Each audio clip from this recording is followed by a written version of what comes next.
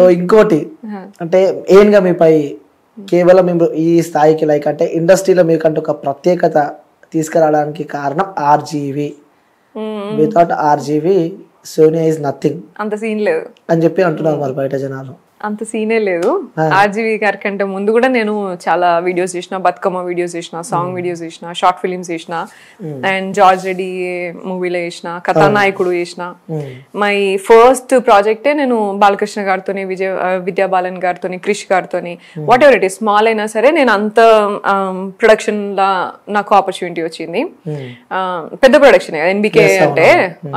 So RGV గారితో నేను వచ్చిన అనేది అంత సీన్ ఏం లేదు. కాకపోతే ఆపర్చునిటీ ఎవ్రీ ఆపర్చునిటీ మనల్ని ఎలివేట్ చేస్తుంది. ఇంకొంచెం ఎలివేట్ చేస్తుంది అనుకోవచ్చా ఈ ఆర్జీవి గారితో? అంటే ఇంకొంచెం అనేది కూడా నేనేం చెప్పా, ఎందుకంటే ఎంత పాజిటివ్ ఉన్నదో అంత నెగిటివ్ కూడా ఉన్నది నాకు దాంతోనే. సో నేను సార్ ఫీల్ అయినా అంటే అంత ఫీల్ గారు, నేను అట్లా ఏం అంత సీన్ పట్టించుకోరు, ఆయనకు పెద్ద ఫరగ పడదు. కానీ చెప్తానా, ఎంత పాజిటివ్ ఉన్నదో అంత నెగిటివ్ ఉన్నది ఆయనతోని చేసింది. కానీ నాకు పర్సనల్ గా డెఫినెట్ గా నేను చాలా నాకు ఫౌండేషన్ అనేది, కాన్ఫిడెన్స్ అనేది ఎవరిచ్చినా రాదు కదా. ఇప్పుడు నేను ఇంకా ఇంకొక 20 సినిమాలు చిన్న చిన్న లాగా ఇట్లా చిన్న డైరెక్టర్స్ తోనో లేకపోతే యంగ్ డైరెక్టర్స్ తోనో అట్లా చేసింటే నాకు అంత కాన్ఫిడెన్స్ వచ్చేది కాదు. బట్ అవుట్ రైట్ నేను ఆర్జీవి గారి దగ్గర చేసిన తర్వాత నా కాన్ఫిడెన్స్ లెవెల్స్ అనేది ఇట్లా నువ్వు చేయగలుగుతావు ఇక అని ఫిక్స్ అయిపోయినా. నేను అప్పటిదాకా కూడా నాకు అవుతుంది అది పోయే ఎవ్రీ డే నేను చేయగలుగుతాను ఇది. అసలు నిజంగా చెప్పండి, హార్ట్ఫుల్ గా పోయినారా ఆర్జీవి గారి దగ్గరికి, లేకపోతే భయంతో పోయినారా? భయంగా ఎందుకు వీళ్ళతోని మనకి గొడవ, ఆర్జీవి గారు అంటే తెలిసే ఉంటది, ఏమనంటే ట్వీట్లు పెడతారు కదా, ఎందుకు నువ్వు అని చెప్పి ఇప్పుడు ఎందుకులే అని అనుకున్నా. భయమా వద్దు అని చెప్దామని పోయినా, అసలు చేయను అని చెప్పి చెప్దాము, కలిసి చెప్దాము అదే అని పోయినా. ఎందుకంటే ఫోన్లలో చెప్తే ఎందుకు ఏమున్నది అని అంటున్నారు కదా, సరే నేను ఎక్స్ప్లెయిన్ చేద్దాంలే పోయి డైరెక్ట్ గా అని అనుకున్నా. కానీ పోయిన తర్వాత నేను అడిగినా, సార్ ఇట్లా చేస్తారా మీరు, ఎట్లా చేస్తారు మీరు, ఇప్పుడు చేసేలాగా చేస్తారా ఈ మూవీ అంటే ఆయన ఇంటెన్షన్ చెప్పిండు, ఇట్లా వేద్దాం అనుకుంటున్నా అనేది.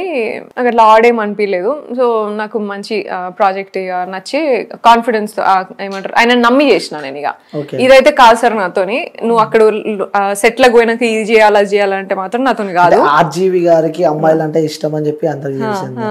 సో మీరు అందులో యాక్ట్ చేసిన తర్వాత పాజిటివ్ కామెంట్స్ ఎక్కువ వచ్చినా లేకపోతే నెగిటివ్ ఎక్కువ వచ్చిందని చెప్పి మీరు అనుకుంటున్నారా? రెండు వచ్చినాయి. మంచిగా కొంచెం మెచ్యూర్డ్ ఉన్న వాళ్ళు చాలా మంది కూడా ఆర్టిస్ట్ అని ఒక డైరెక్ట్ గా నాకు ఆడిషన్స్ లేకుండానే డిసైడ్ అయిపోతున్నారు, ఈమెకు ఆడిషన్ అవసరం లేదు, ఆర్జీవి గారి దగ్గర నుంచి వచ్చింది, ఆర్జీవి సినిమా అవి ఉన్నాయి కొన్ని. అవి చాలా రూమర్స్ లాగా అట్లంతా తీసుకొచ్చినారు, అట్లనే సంపాదించింది అట్లనే ఇట్లనే అని మాట్లాడినరు. ఐ డోంట్ కేర్, నేను అట్లా కాదు. అంటే ఆర్జీవి గారు అంత ఈజీగా ఛాన్సెస్ ఇయ్యరు, వ్యక్తిగతంగా వాడుకున్న తర్వాతనే అవును అట్లా మాట్లాడతారు, తర్వాతనే మూవీస్ లో ఛాన్స్ ఇస్తాడు. అంటే ఈ అమ్మాయికి 2 సార్లు అవకాశం ఇచ్చిందంటే అక్కడ నుంచి ఇంకొంచెం ఎలివేషన్ ఎక్కువ అయిపోయింది, లైఫ్ ఇచ్చింది ఆర్జీవి అని చెప్పి కూడా చాలా మంది జనాలు అనుకుంటున్నారు. సో వాళ్ళకి క్లారిటీ ఇవ్వాల్సింది. అంత సీన్ ఏం లేదు, ఆయనకి ఆర్టిస్ట్ పర్ఫార్మెన్స్ కి కొంచెం నచ్చింది అని అంటే తీసుకుంటాడు. అండ్ దాని తర్వాత కూడా ఇది ఇంకొక మూవీ వచ్చింది, దాంట్లో కూడా చేద్దామని అంటే నేనే ఇట్లాంటివన్నీ కంటిన్యూ అవుతున్నాయి, ఈమెకి ఈయన తప్ప ఇంకెవరు ఆపర్చునిటీ ఇయర్ అని అనుకుంటారని చేయలేదు నేను ఆయనతోని. కాకపోతే అంత సీన్ ఏం లేదు, he's not that kind of a person. And మరి నా దగ్గర అయితే అటువంటివి జరగలేదు. అండ్ నాకు ఇప్పటి వరకు అంటే మొన్నటి వరకు ఆయన దగ్గర చేసేంత వరకు వచ్చిన రెమ్యునరేషన్ కంటే మంచిగా రెస్పెక్ట్ చేసి ఇచ్చిండు ఆయన. మిగతా వాళ్ళు ఇంకెట్లుంటుండే అంటే మామూలుగా పోతే చిన్న ఆర్టిస్ట్ లాగానో ఎట్లా చూసి ఎంతో కొంచెం ఇస్తాంలే అని అంటే ఎంత చెప్పండి అనేది మాట్లాడతాం కదా, అట్లా ఉండే. కానీ ఆయన కరెక్ట్ గా రెస్పెక్ట్ చేసి పే చేసిండు నాకు. సో ఆ విషయంలో కూడా మామూలుగా అట్లా అంత రెస్పెక్ట్ఫుల్ గా ఉన్నాడు. నన్ను ఇప్పటికీ కూడా పోతే అందరికి మదర్ తెరిసా వచ్చింది లేకపోతే సోషల్ సర్వీస్ వచ్చింది ఇట్లా అని ఒక ఇంటర్వ్యూలో కూడా మీ గురించి కొంచెం పాజిటివ్ చెప్పినట్టు చూస్తున్నాం, తన సోషల్ వర్క్ చూసి తనని తీసుకున్నాం అన్న వర్షం. అండ్ హీ థాట్ లైక్ నేను ఎమోషనల్ గా కనెక్ట్ అవుతాను, అందరితోనే కనెక్ట్ అవుతాను, నన్ను చూడంగానే కనెక్ట్ అవుతారు అని నమ్మిండు ఆయన స్క్రీన్ మీద కూడా. అండ్ నాకు అది తెలుసు కదా, కొంచెం సోషల్ వర్క్ లో అంతా ఉన్నావు కదా, నువ్వు యాక్ట్ చేయగలుగుతావు అని కూడా నా మీద వదిలేసిండు ఆయన. చెప్పేటప్పుడు కూడా నాకు ఎటువంటి ఇన్స్ట్రక్షన్స్ ఇచ్చేది కాదు, నువ్వు ఆమె ఎంత పెయిన్ గో త్రూ అయిందో నువ్వు అది చూపించాలి, నేను ఇటువైపు క్రైమ్ సైడ్ ఏమో నేను అది చూపించుకుంటా అట్లా అని చెప్పిండి అన్నట్టు.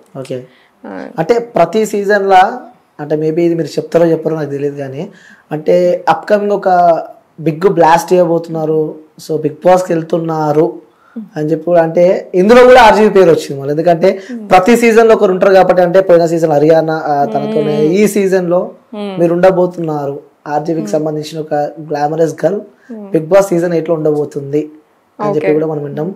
మరి దానికి మీరేమంటారు? దానికి ఆర్జీవి గారిని ట్యాగ్ చేస్తే నాకు తెలియదు, కానీ సపోర్ట్ చేస్తే మంచిది, అంతకంటే లేదు నాకు సపోర్ట్ అయితే.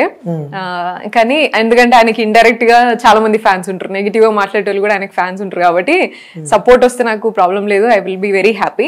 కానీ నేను అట్లా I'm not non for that. ఎందుకంటే సార్ తోని వచ్చిన ఇప్పుడు వేరే అందరు కూడా వాళ్ళు మరి ఎట్లా అంటే నాకు తెలీదు. అండ్ ఆయన సైడ్ నుంచి వచ్చిన క్యారెక్టర్స్ కానీ ఇట్లా మూవీలా చేసిన అమ్మాయిలంతా చాలా గ్లామరస్ గా చేశారు, నేను అట్లా చేయలే, నాది కాన్సెప్ట్ ఓరియంటెడ్. అవుట్ రైట్ ఇంకా ఉన్నదానికంటే ఇంకా లో మోడ్ లా చేసిన నేను, ఇంకా మేకప్ కూడా లేకుండా ఇంకా డల్ మేకప్ వేసుకొని కూడా చేసినవి కూడా ఉన్నాయి. So I'm not non for that kind of and like that heroine or that material అట్లా అని కాదు.